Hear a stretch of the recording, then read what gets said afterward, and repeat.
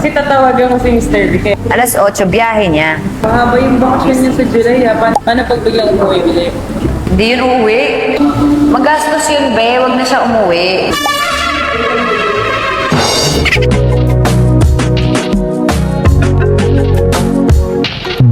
Grabe talaga ang 2026 sa akin, guys. Talagang tama talaga na pumasok ka talaga sa ilalim ng mesa at kumain ng grapes. Ay, oo, di ba? Diba?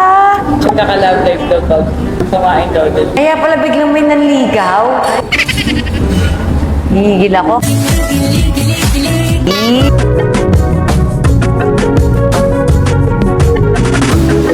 Talaga nag-start ka kayo.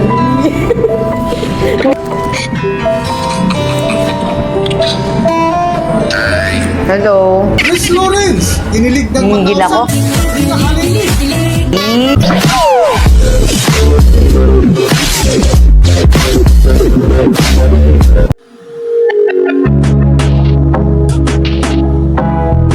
Welcome back to Philippine Celebrity Broadcast. Patuloy pa rin hanggang ngayon ang concert tour ng singer na si Chris Lawrence na kung saan hanggang usapang video call na muna ang kanilang komunikasyon ni Katrina Halili. Ditong huling update nga ni Katrina Halili sa kanyang social media account ay dumaan muna si Katrina Halili sa isang beauty salon bago sinundo si Katie sa eskwelahan. Good afternoon, mga my loves! Ayan, for today's video, wala tayong driver. Kasi si Francis ay parang suot niya yung sapatos, tapos tulog pa siya. Tumatakbo siya sa ulap, guys. Diba? Parang sobrang excited niya. Parang nakatulog siya nang suot niya yung shoes. Dapat magpapablower pa ako kasi may shoot kami ni Kat sa bahay. Pero dahil si Katie ay kailangan sunduin ng 1:30, baka hindi ako umabot. Sabi niya kasi nung nakaraan late daw yung sundo niya. On the way na, love! Anong oras na ba, be? Baka pwede ba tayo ng Starbucks? 153. Oh, pwede pa yan. Ilaban natin ng Starbucks! Ay, daming tao. So nag-ano ka na pala, nag-gym na. Guys, nag-gym na talaga si Kat. Para magpakita na ako na parang di na ako mahiya. Ay, magulat na lang kayo, guys. Baka mag-aya. Miss Kat, ano kaya mag-beach naman kayo? Summer, naman tayo episode. Kahit tag-ulan, mag-aya siya. Grabe. Oo, kasi gusto niya ipakita yung swimsuit niya. Pak! Ganon kabilis. Di ba ginagawa mo na rin yung gym mo? Ay, Gumagawa na siya ng gym guys sa bahay niya. Alam mo kahapon, pumunta kami sa Green Hills. Sabi ko, parang kailangan pa ng, alam mo yung pang muscle naman, di ba? So, tumingin kami. May nakita ako na smart gym equipment, be. Ano na siya, AI generated. So, hindi mo na kailangan ng Be, ang mahal! Oh, mahal yun. 300 plus. Pero, ang liit lang niya. Compact na Tapos hindi mo na kailangan ng ng trainer. Lang, syempre nakakaedad na, di ba? Hindi na tayo bumabata. Vanilla sweet cream. Niloadan ni Mr. B. Grabe talaga. Loadan ni Mr. B. May sponsor ka ng... Kaya nga. Happy natin si Katie, my loves! Sabi niya kasi, guys, sabi niya sa akin kahapon, Mama, ayoko na mag-school. sabi ko, bakit? Kasi ang tagal ako sunduin late. Ay, kasi yan, gusto niya lagi time. Time kasi talaga sa... Actually, ako din naman, ayoko din ng Sobrang ni Katie sa time. Kahit pag may scheduled na lakad, talang i-remind ka niya, ay sa ha? Ganun talaga Oo, siya. re-remind Super, niya. Importante sa kanya ang date at oras. Yes. Kaya naman, si Mama sa sobrang takot, di na nakapagpa-blower. Si Mama! Yes po. Di late ang Mama. Yay! Happy? Yes po. Happy ako, di po late si Mama. I Sa love you. January na tayo magbili ng new crayons pag nasira. Kamusta school, Katie? Good po. Namiss mo si Mama? Yes na yes po. Yes na yes. Yes na yes daw. Dapat never na late. Oh. Ito dapat anak, no? Yes po. Never malilate. Ako natatawag sa kanila para magsabi na sunduin ka. Pagkagaling nga nila sa school ay nakaramdam sila ng gutom na kung saan dumaan muna sila sa isang fast food. Habang inaantay nga nila ang kanilang order na pagkain ay biglang naalala ni Katrina Halili kung paano natupad ang kanyang wish noong bagong taon habang kumain sila ng prutas ni Katie sa ilalim ng misa. Na kapag naikwento ito ni Katrina Halili ay kinikilig si Chris Lawrence. Para sa buong kwento, narito ating panoorin ang video. Narito ang video. Kaya mo na guys, time check. Alas 12 lang po kaming kain. Ang sikip uminom, sabi. Basher ko talaga sarili ko, no, be? Pag ano ko, napansin ko, ang sikip. Sikip.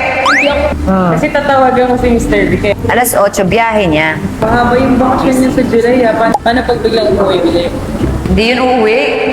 Magastos yun, be. Huwag na siya umuwi. Grabe talaga ang 2026 sa akin, guys. Talagang tama talaga na pumasok ka talaga sa ilalim ng mesa at kumain ng grapes. Ay, oo, di ba? Diba? Naka-love life daw pag kumain daw din. Kaya pala biglang may nanligaw. Hihigil ako. Kaya pala na-invite ko siya ng birthday ko. Yun pala yung ano ng universe. Kasi di ba, aksidente lang yun ang in-invite ko siya ha. I mean, hindi siya intentional. Dahil kay Katie guys, kumuha ako ng isa pang extra room. Kasi kung di ako kukuha, hindi ako makakakanta. Eh, in-invite ko din si Lyric. Invite ko na rin si Chris para siya magbantay dun sa dalawa. Kasi I'm sure pupunta naman siya kasi hindi siya mauupi kasi anak naman niya yung kasama niya. Si Katie pa rin ang naging dahilan. Kaya din naman kami naging okay, di ba? Yung sa ball, nagtulungan kami. Eh, nakita ko na talagang sinusupport talaga niya kami. Wow, so si Katie talaga gumagawa ng paraan na palihim. Palihim? Pailalim ang mga paraan niya. Talaga nag-start ka kayo? Ayun yung kailangan nilang abangan, guys. Hindi ko na maalala. Hindi ko na maalala. Eh kasi parang naalala ko sabi ni Katie, You promise me. Promise mo. Ikikis mo si Papa. oh, sinabi ko ba yun? Di ba ginano? Sinong gaban? Kasi maski si Katie nagulat. Uy, masarap to. Favorite ko to. Ito, oh. Ano ba yan? May tawag dyan eh. Pico de Loro. Pico de Galo. Ano ba yung Galo? Galo? Ay, what? Gusto mo yung Pico de Loro? Di ba sa Batangas yun? Ba yan? Kamatis. I want more kasi ate. Extra. Pico de Loro. Diba? Nagutom pa. More pa tayo, guys. More tacos and freedom fries. I wanna... Hello. Hi, Uncle Joe. Hindi. Sabi ko kasi sa vlog, ganyan.